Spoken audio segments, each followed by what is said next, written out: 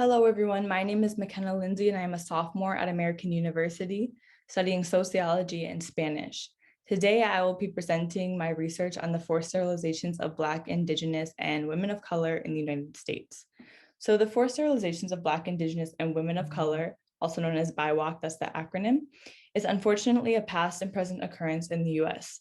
This dehumanizing assault on the reproductive systems of BIWOC is largely determined by their race, gender, and low socioeconomic status. This research illuminates how the hegemonic, gendered, and racial motivations of eugenics in the 20th century contributed to reproductive violence, in addition to the oppression of Black and Indigenous women of color today. Two of the primary reasons women of color in particular were subject to these sterilizations are because, first of all, there was a common belief that they would be unable to adequately care for their children financially, given that many of these women did live in an area that had a low socioeconomic status, and that poverty would decrease with the reduction of the Black, Indigenous, and Latinx birth rate. During the 20th century, at least 60,000 people were sterilized in 32 states on the basis of eugenics policy as an arranging reproduction within a human population to increase the occurrence of heritable characteristics deemed desirable. In 1956 to 1966, Black women were sterilized at least 3 times more than white women and over 12 times more than white men.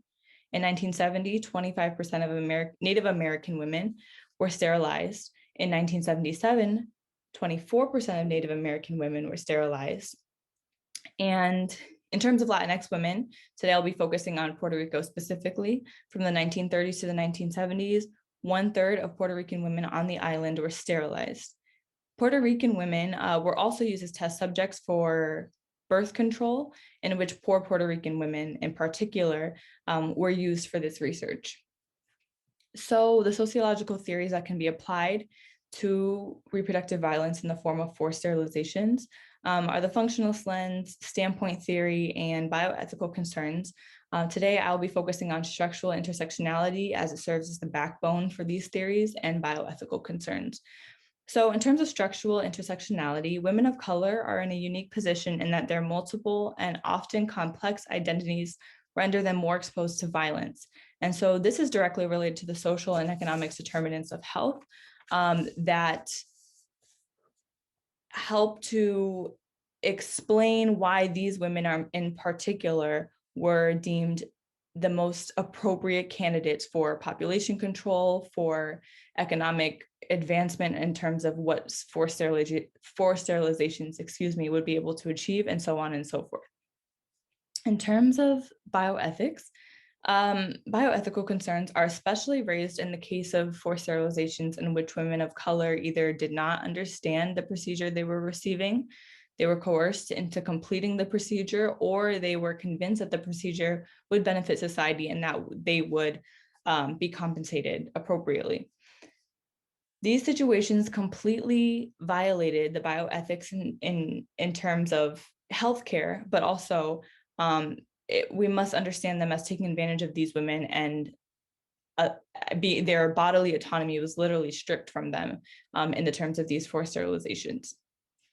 So those sterilizations are less common. They are still a means to reproductive violence today, especially when it comes to Black, Indigenous, and women of color.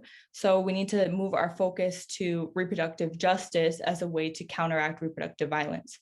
Reproductive justice is defined as, quote, the complete physical, mental, spiritual, political, economic, and social well-being of women and girls, and will be achieved when women and girls have the economic, social, and political power and resources to make healthy decisions about our bodies, sexuality, and reproduction for ourselves, our families, and our communities in all areas of our lives, close quote.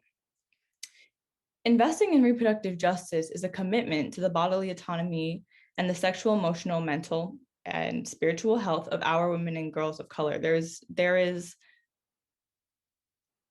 a growing field of research in academia that is supporting reproductive justice. Organizations are coming together and implementing reproductive justice policies. And this is a growing field that deserves our attention and commitment, as do women and girls of color who are threatened in terms of reproductive health and sexual health. Thank you very much. and have a good day.